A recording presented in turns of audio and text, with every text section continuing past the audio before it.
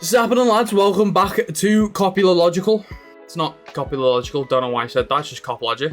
Anyway, we're going to be doing another transfer roundup today, as you already know. There's a lot of news flying around that we're done with our business after we have to do Endo, and there's also a lot of news going around that we're going to sign another midfielder, but it's not going to be the one we want or need, so I'm here to just clear up who we could possibly get in the last few days of the transfer window and where we're up to with each of them and how likely they are to come in and be in a red kit. I'm only going to go over the ones with any substance or any updates to them. If there's no updates on them or if there's nothing in the story, we're not going to be covering them. So if the name's not in the list, they're not getting in.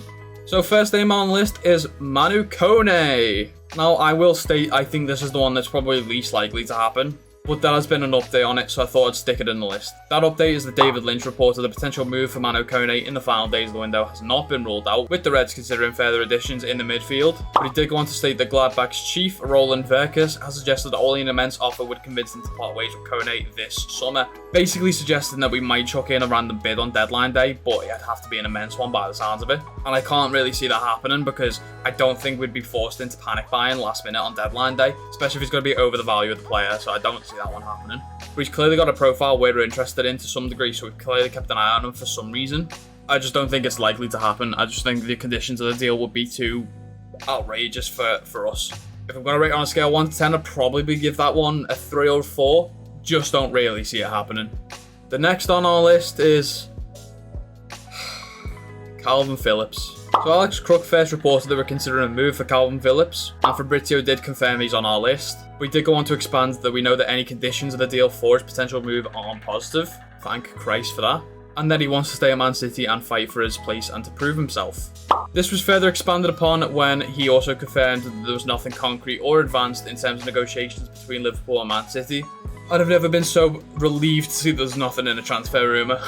I really don't rate Kalvin Phillips at all. I think he fell off once he left Leeds. And I think just some players don't have the potential to play at a top 6 club. Don't get me wrong, he was good at Leeds, but I don't think top 6 worthy. Also, if City were willing to sell Kalvin Phillips, you've got to question why. Not only did he not show ability to convince Pep to put him in the team more often, which granted you're trying to displace Rodri, which is a hard thing to do, but he couldn't even do the basics properly. I remember there was one point where Pep called him out for not being in shape, which sounds harsh, but as a footballer, it's part of your job. So if you can't even do that, I don't really want him. But anyway, it sounds like there's nothing in it, so we can relax a little bit with that one. I'd also probably give this out of 10.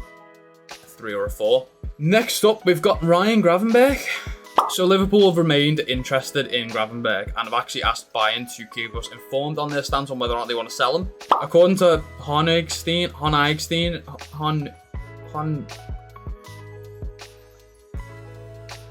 currently they're leaning towards keeping him and reassessing that decision in January, which makes no sense to me. I don't know why, if you're already considering that you might have to reevaluate in January, why wouldn't just let him go now? Especially because he doesn't look like he's any of their plans at all. So you're really just decreasing the value of the player over time. But your choice, I guess.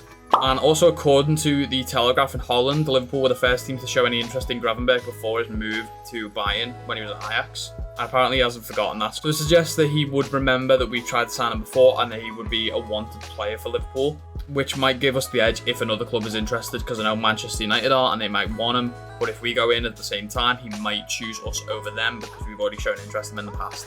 Fabrizio also said this is one worth keeping an eye on until deadline day. This also might mean we do the same thing that I suggest we do with Koné, where we slap a mad bid down late in the window and try and test Bayern's resolve.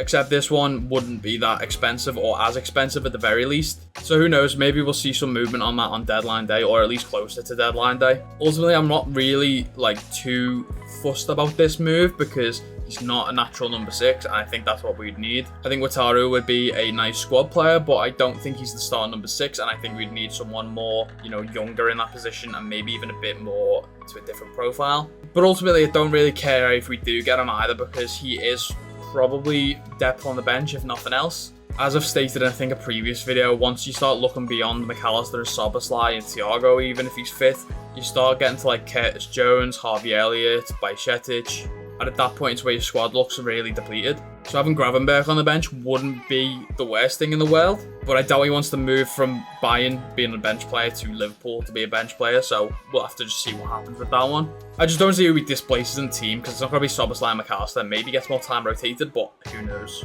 Neil Jones has also said that we've had no encouragement from Bayern Munich that they are willing to do business for Ryan Gravenberch, so I'd probably give this one a 5 or a 6. Just because the states aren't willing to do business doesn't mean that doesn't change until deadline day, so I'd give it a little bit higher than the others, but I still think it's not very likely.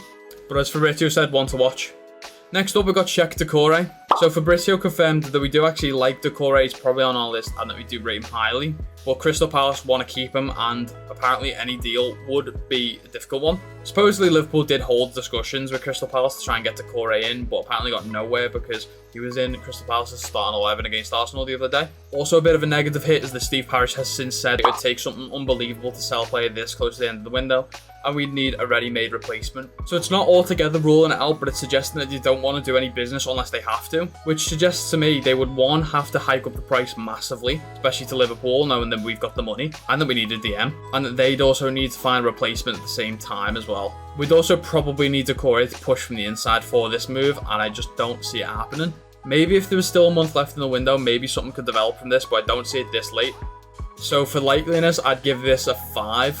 I just think there's too many variables. Crystal Palace need another DM to try and replace him, us needing to whack down a fortune on him, and Doucouré probably needing to push from the inside as well. So I just don't see this one happening, unfortunately, although he would probably be the best on this list for us. His natural ability plus that year Prem experience would just be helpful for us, but unfortunately doesn't look promising. Speaking about how promising someone is to join us, this last one, this has some heft to it.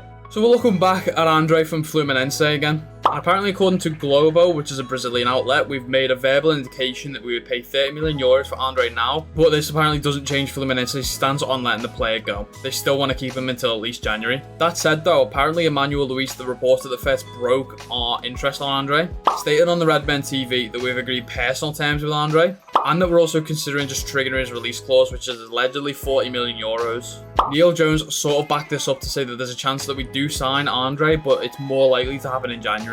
I think with this one, Liverpool are trying to be a little bit clever, trying to work out that price that will allow Fluminense to sell him to us now. And if one can't be found by deadline day, we'll at least try and find a deal so that he can join us immediately once January starts. But if any other clubs do start sniffing around and start trying to hijack the deal, we'll just try and trigger that release clause. That's my opinion anyway. But I personally think if we can't get him in this summer, immediately you should be working on a deal and getting that deal done to let him join us in January as soon as possible. Also, if you're wondering why we don't just trigger the release clause, considering there's only about a 10 million euro difference between our valuation and the release clause price, that's probably because we're weighing up the payment structure more than anything else. The release clause would just be an upfront payment of everything, whereas negotiations allow us to work out better the payment structure, any potential add-ons, sell-on clauses, that kind of thing.